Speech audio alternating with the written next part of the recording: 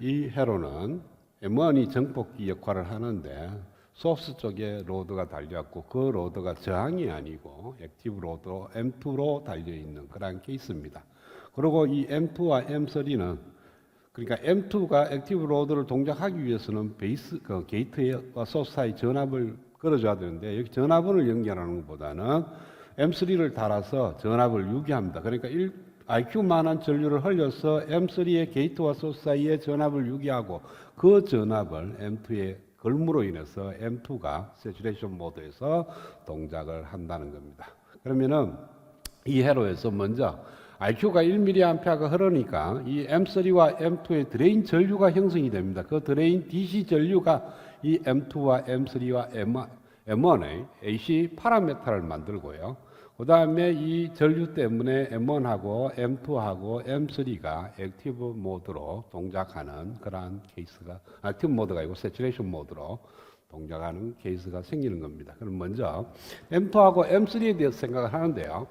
M1하고 M2하고 M3가 서로 정합되어 있다. 이 말은 뭐냐면 트랜지스터의 모든 파라미터가 동일해서 게이트와 소스 사이와 드레인과 소스 사이 전압을 가하게 되면 M2와 M3에 흐르는 드레인 전류는 같다. 그러니까 일반적으로 모스의 특성에서 ID가 만약에 세츄레이션 모드로 동작한다면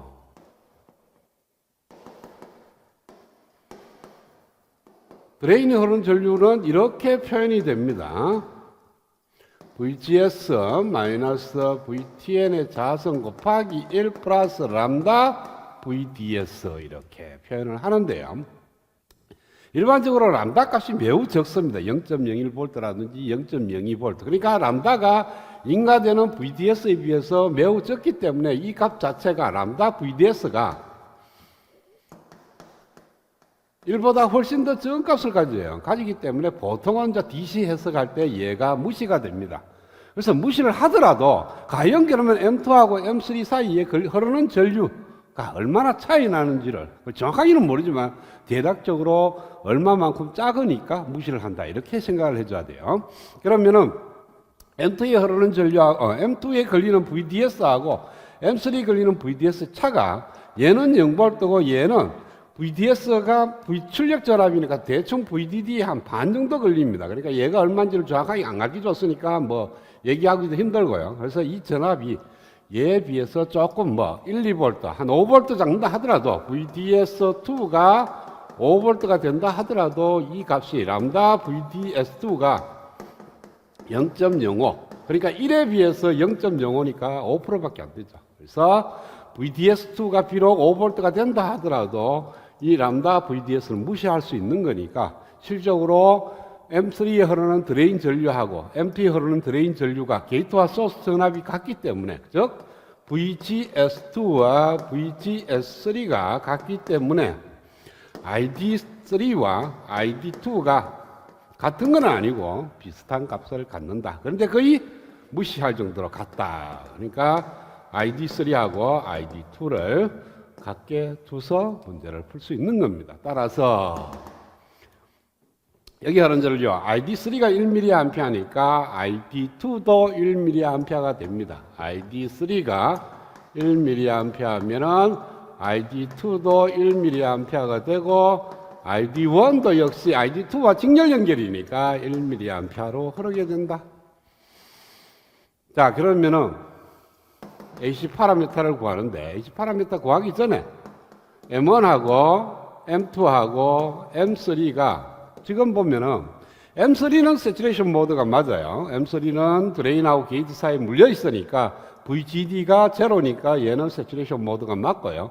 M1하고 M2는 출력 전압이 아주 작으면은 M2의 VDS가 매우 작아져서 얘가 오밍 모드로 가는 거고 VDD가 V0가 VDD 근방까지 가버리면은 M1이 오밍 모드로 동작합니다. 그래서 지금은 세 개 다 세츄레이션 모드라고 가정합니다. 그러니까 M3는 세츄레이션 모드가 맞고요. M3는 세츄레이션 모드로 동작하는 게 맞고 M1과 M2는 V0에 따라서 오밍 모드 될 수 있고 세츄레이션 모드가 될 수 있는데 지금은 세츄레이션 모드로 동작한다고 가정합니다. 그러니까 출력 전압이 적당한 값이 돼서 너무 높으면은 M1이 오밍 모드, 너무 낮으면은 M2가 오밍 모드니까 V0가 적당한 값을 갖는 그러한 둘 다 세츄레이션 모드로 간다고 가정했을 때 M1, M2, M3의 AC 파라미터를 구하고 그 다음에 AV 값을 전압 정폭률을 구하려고 하는 거예요. 근데 세 개 다 특성이 동일하고 드레인이 흐르는 전류가 똑같아요. 똑같으니까 AC 파라미터조차도 같습니다. 그래서 GM1, GM2, GM3가 KN, 2에 루터의 KN 곱하기 IDQ 1mA죠. 그래서 2 곱하기 루터 KN이 얼마냐면은 1mA 파볼트의 자성 곱하기 1mA 하면은 2mm몰라는 값이 나옵니다. 그 다음에 M1, M2, M3가 모두 R0가 역시 똑같죠. R01, R02, R03가 구하면은 람다 IDQ분의 1 하면은 100kΩ이 나옵니다. 자, 그러면은 먼저 AC 등가 회로를 그리겠어요. 자, AC 등가 회로를 그리면은 그라운드 라인을 그리고 그라운드 되는 것이 소스 2가 그라운드고 소스 3가 그라운드고요. 드레인 1이 그라운드입니다. 그리고 입력은 게이트 1이 차지하고요. 출력은 소스 1과 드레인 2가 장중하고 중간 레벨이 하나 있는데 이것은 게이트 1, 2, 그 다음에 드레인 2, 드레인 3가 있죠. 게이트 2, 3. 자, 그 다음에 이것을 AC 등가 회로를 곤치면은 여기서 VDD도 제로로 가야 되고 RQ도 제로로 가야 됩니다. 그래서 VDD가 제로로 간다는 것은 그라운드에서 이 VDD 이 포인트까지 전압은 0볼트가 걸리니까 숏서킷하고 같으니까 얘가 그라운드가 되는 거고요.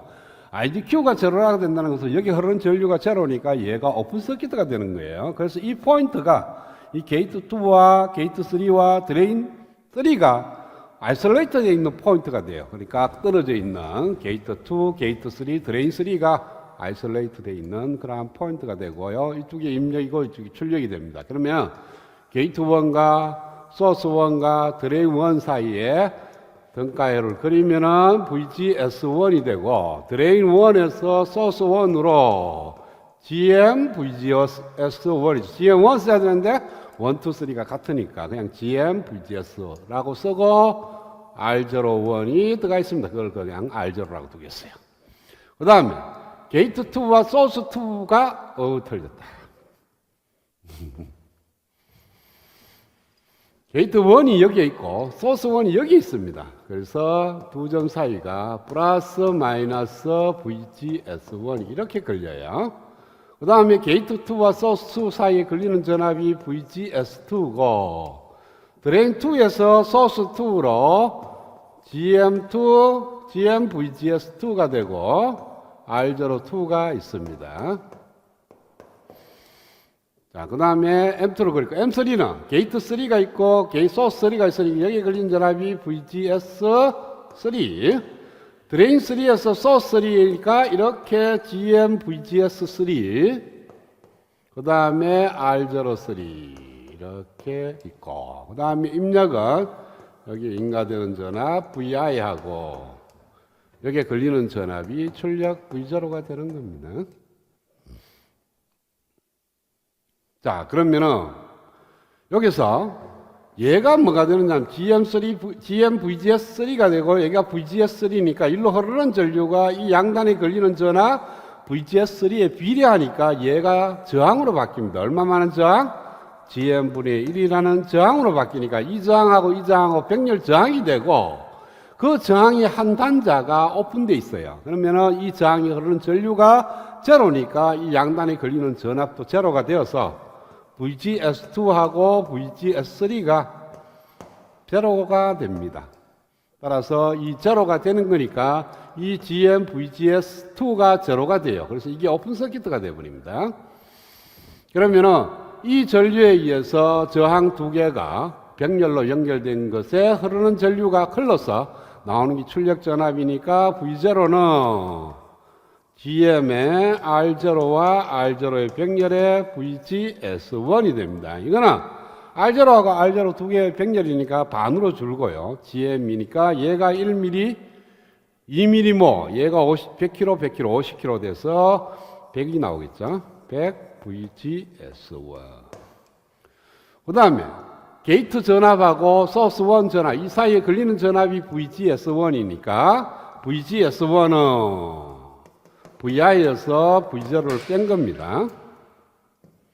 그래서 이 값을 여기다가 넣으면은 100에 VI-V0 따라서 V0는 1 플러스 100분의 100 VI 101분의 100 따라서 AV는 101분의 100 거의 1과 같습니다. 그러니까 인가되는 전압이 거의 출력에 나온다. 그런 식으로 얘기가 되고요. 그 다음 두 번째, 우리가 이렇게 복잡하게 그리지 말고, 자, 요 파트를 한번 보면요. 요 파트를 보면은 어떻게 그릴 수가 있냐 하면은 게이트와 드레인이 물려있는 2단자 소자입니다. 여기 M3가 되는데, 이게 그라운드고, 그라운드하고 A라는 포인트, 요 사이에 이렇게 들다면 이 등가 회로를 그리게 돼. 테브란 등가 회로를 그리든 노튼의 등가 회로를 그리든 그리면, 자, 여기가 소스 3가 있고요. 그 다음에 게이트 3와 드레인 3가 물려 있으면서 A 단자가 돼요. 그리고 요게 게이트 3에서 소스 사이 그린 전압이 VGS3가 되고, 드레인 3에서 소스로 GM VGS3가 되고 R03가 됩니다. 자, 그러면은 이 전류원이 이 전압원하고 비례관계가 있어요. 그래서 어떤 두 단자에 흐르는 전류가 전압에 비례하면 얘가 저항으로 바뀌는 거니까 GM분의 1이라는 저항하고 R03라는 저항으로 바뀝니다. 그래서 얘 합성되는 임의의 저항 하나로 바뀌게 됩니다. 여기에 A 포인트고 요게 그라운드예요. 요 R은 GM분의 1과 R05의 병렬 값을 의미하는 거고. 그러면은 이 회로 대신에, 이쪽 회로 대신에 게이트 요 A라는 포인트에서 그라운드로 R이라는 저항이 달려있는 이와 같은 회로가 되고요. 이와 같은 회로는 여기에 게이트 단자니까 이 게이트 단자에 흐르는 AC 전류 정도수도 제로입니다. 제로이기 때문에 R에 걸리는 전압이 제로니까 이 회로는 그냥 숏서킷하고 같아요. 이렇게. 네. 저항의 어떤 두 점 A와 B 사이에 전이차가 제로다. 그 말은 여기에다가 0볼트라는 전압을 인가해도 무방하니까 이렇게 제로볼트를 인가해서 무방하고 이 제로볼트는 뭡니까? 숏서킷하고 같은 의미입니다. 그래서 숏서킷으로 만들어서 무방. 그래서 게이트 2가 그라운드, M3를 그리지 말고 게이트 2가 그라운드로 간다. 이렇게 그리면 돼요. 그래서 싹 지우고 요게 게이트 2를 갖다가 그라운드로 보내.